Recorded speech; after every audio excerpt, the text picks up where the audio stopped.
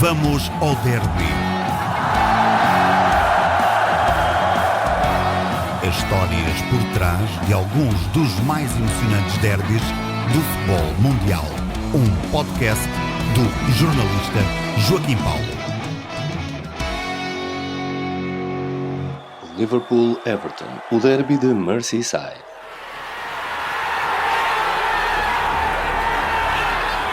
O derby de Merseyside, que ganhou o nome do condado de Liverpool, onde os dois clubes estão instalados, na zona norte da cidade e separados por uma distância de menos de 1 milha em Stanley Park, é um dos mais apaixonantes do futebol mundial.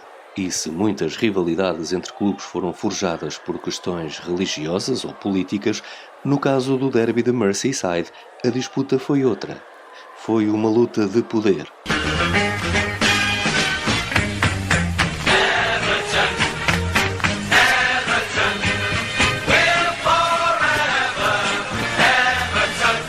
Anfield Road é considerado um dos estádios míticos do futebol mundial. Mas e se lhe dissermos que começou por ser a casa do Everton? Pois é. Fundado em 1878, o Everton utilizou vários recintos até se instalar em Anfield, pagando uma renda anual de 100 libras aos donos do terreno, entre os quais o presidente do clube John Holding.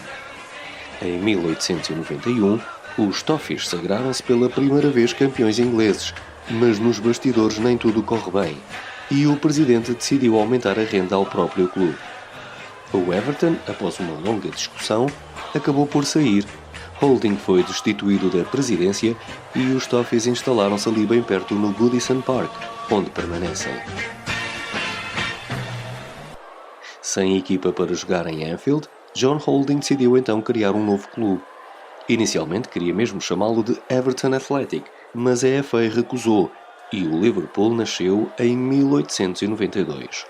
O resto é história.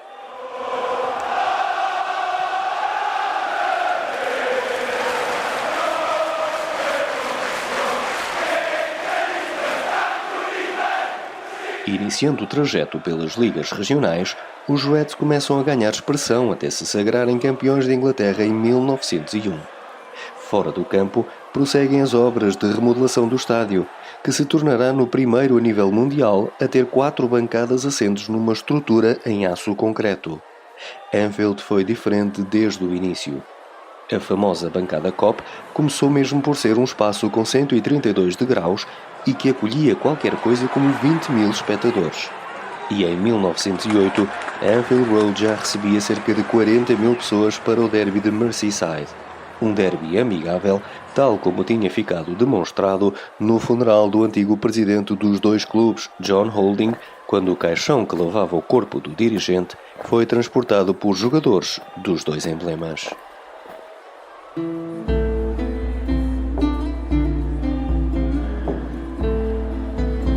O Liverpool começou por jogar de azul e branco e no primeiro jogo em Anfield teve apenas 100 adeptos na bancada, mas 2 anos após a fundação adotou no equipamento a cor da cidade, o vermelho.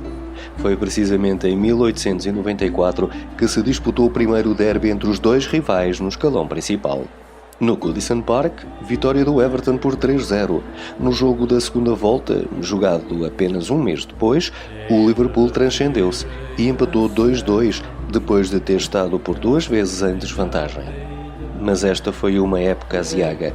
Os Blues falharam o título de campeões, terminando a liga em segundo lugar, enquanto os Reds desceram mesmo de divisão. Of spine-tingling glory and at times truly heartbreaking tragedy. But when you are part of Liverpool Football Club, you'll never walk alone. Os dois clubes já se defrontaram por 242 ocasiões ao longo da história, sendo este o derby mais disputado no futebol inglês. E quase sempre com boas relações entre os adeptos.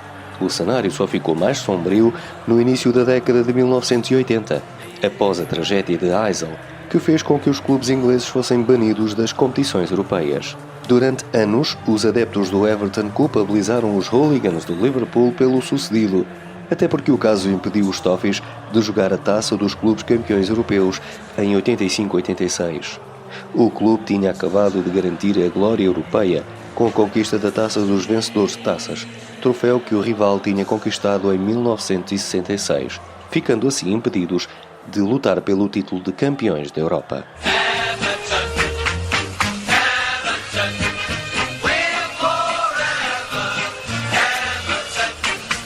No total, os Toffees disputaram 12 finais da Inglaterra, vencendo 5 delas, a última das quais em 1995.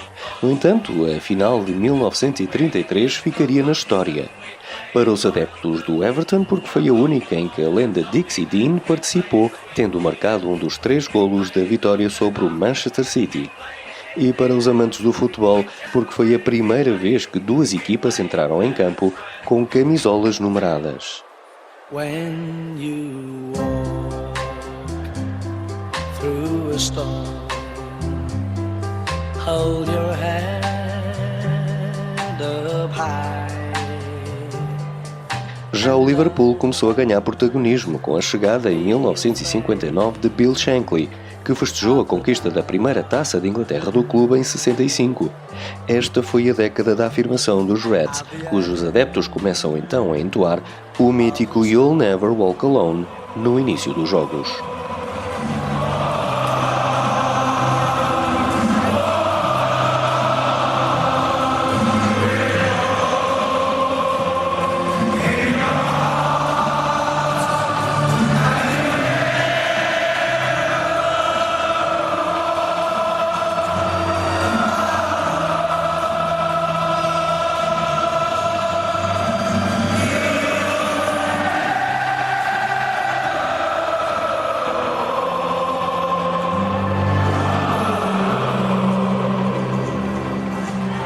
O Liverpool disputou diversas finais da FA Cup, mas nenhuma tão intensa como a de 1986, que levou quase 100 mil pessoas a Wembley.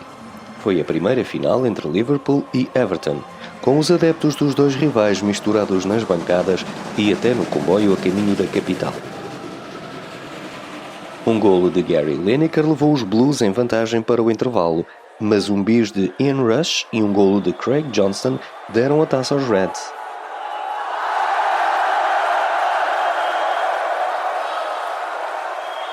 Três anos depois, os rivais voltaram a defrontar-se em Londres, mas o jogo fica marcado pela tragédia de Hillsborough. O Liverpool vence por 3-2, no tempo extra, naquela que terá sido a final mais triste de sempre da Taça de Inglaterra.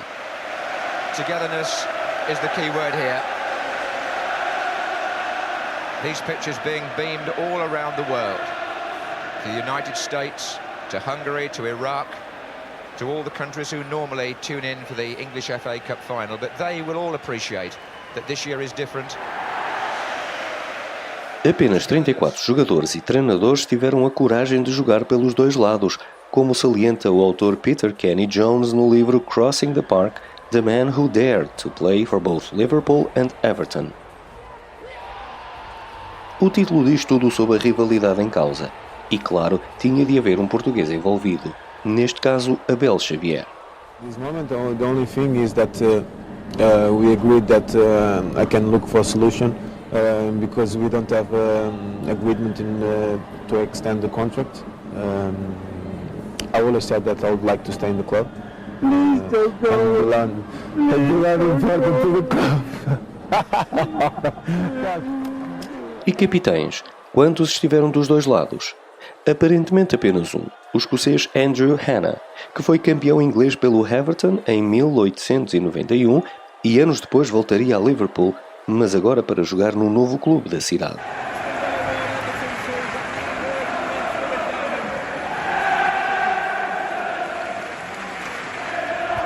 O Everton, o clube com mais presenças na Liga Inglesa, atravessa uma fase menos positiva ao nível de títulos, ficando à sombra do rival, que já foi campeão europeu por 6 vezes e somou mais 7 títulos europeus, além de um Mundial de Clubes.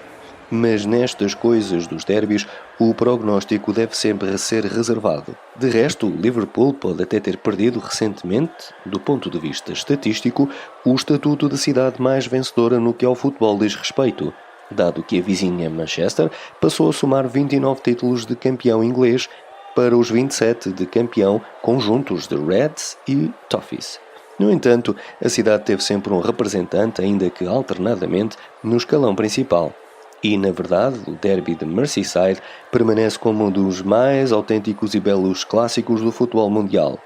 Desta feita com Diogo Jota do lado dos Reds de Jurgen Klopp e João Virgínia Beto Ochermiti do lado dos Toffees de Sandijk.